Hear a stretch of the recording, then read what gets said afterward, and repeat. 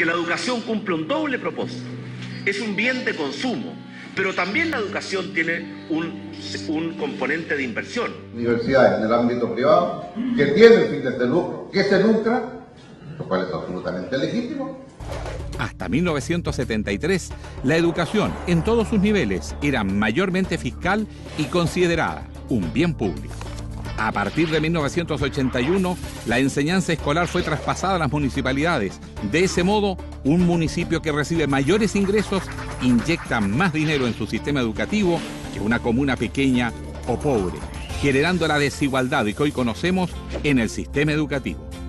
Esto se acentúa cuando en el gobierno de Patricio Aylwin se crea el financiamiento compartido, aumentando la capacidad de obtener lucro por parte de los sostenedores educacionales, quienes reciben dinero del Estado por alumno, además de las familias, generando segregación tanto en la matrícula como en los resultados académicos. En la educación superior, las transformaciones comenzaron también en 1981, con la promulgación de la Ley General de Universidades. La dictadura terminó con el sistema de financiamiento de la educación superior conocido como arancel diferenciado, que consistía en el pago de una carrera universitaria según el nivel de ingreso familiar. Con su desaparición se eliminó la gratuidad, comenzando así un camino de alza de aranceles sin retorno. Esto limitó el acceso a los sectores pobres y a buena parte de la clase media.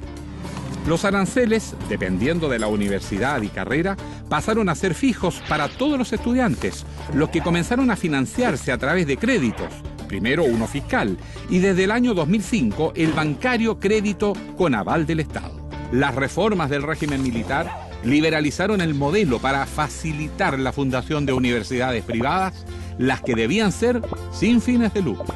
Las universidades, tanto públicas como privadas tradicionales, comenzaron a funcionar con un sistema de autofinanciamiento, sometiéndolas así, de lleno, a las leyes del mercado. Solo días antes de que Augusto Pinochet entregara el poder en marzo de 1990, firmó la Ley Orgánica Constitucional de Enseñanza, la LOCE. Esta redujo el papel del Estado a mero regulador de la educación, quedando solo con la misión de fijar los requisitos mínimos que deben cumplir los niveles de enseñanza básica y media.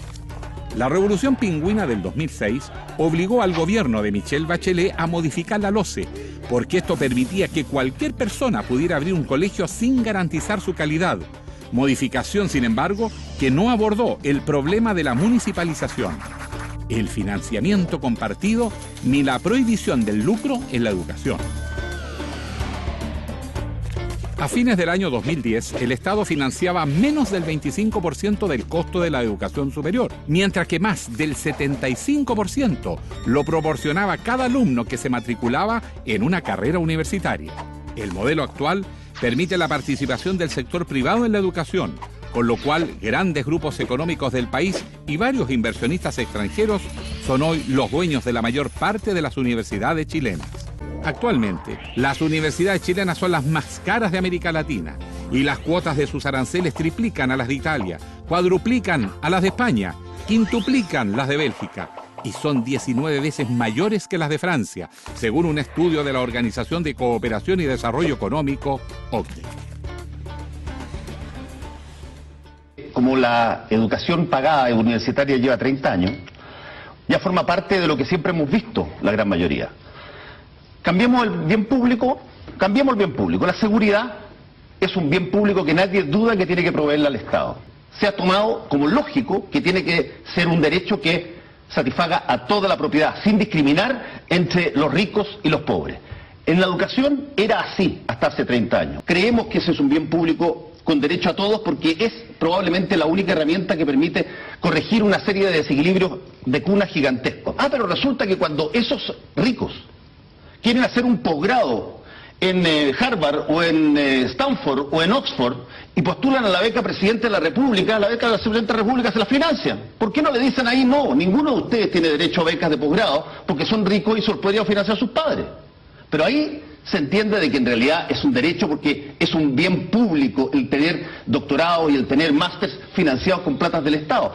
Entonces, me parece que por donde se le mire, por lo menos, salvo que alguien me diga lo contrario, si es que se mira como un bien público la educación, debieran tener todos el derecho a tenerla gratuita.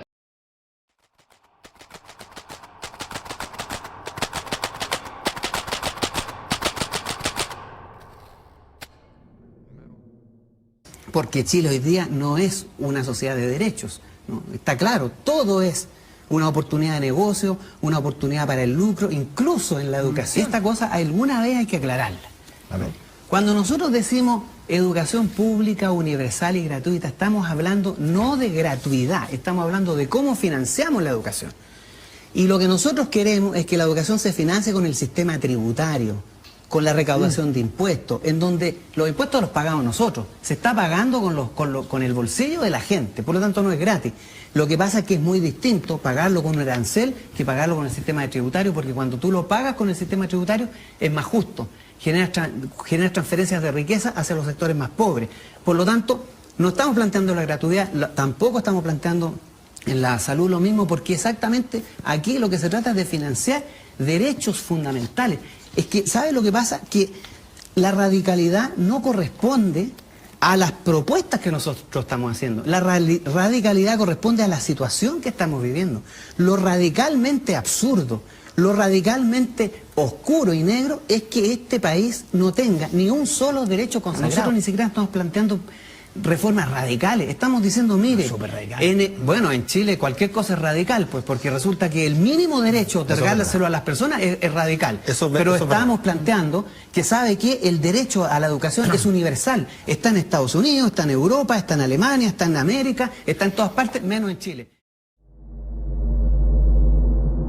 Eliminación progresiva del lucro. Estamos hablando sin duda de una tarea a largo plazo, pero que comienza en mi gobierno, en que no será todo de inmediato, pero tengan la certeza que pondremos toda nuestra fuerza y toda nuestra energía para avanzar el máximo posible.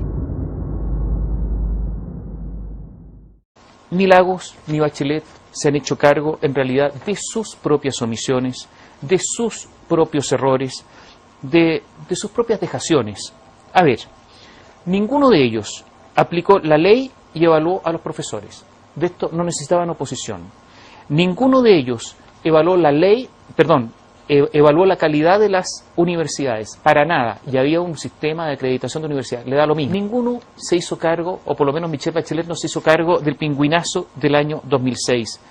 Ninguno de ellos, ni Ricardo Lagos, ni Michelle Bachelet, ni Eduardo Frei, aplicaron la ley en cuanto al lucro de las universidades. Si la ley está vigente, no la aplicaron. Para todo esto no se necesitaba el concurso de la oposición de la época. A mí me parece impresionante la entrevista del domingo del expresidente Ricardo Lagos no reconociendo prácticamente nada, el silencio de Michelle Bachelet, que a veces ha hablado pero ahora no dice nada, y la lucidez de algunos estudiantes para entender que esas omisiones también forman parte del problema que estamos viviendo hoy. Mientras no se reconozca nada, el expresidente Lagos y también la expresidenta Michelle Bachelet van a tener que soportar muchas, pero muchas manifestaciones en su contra.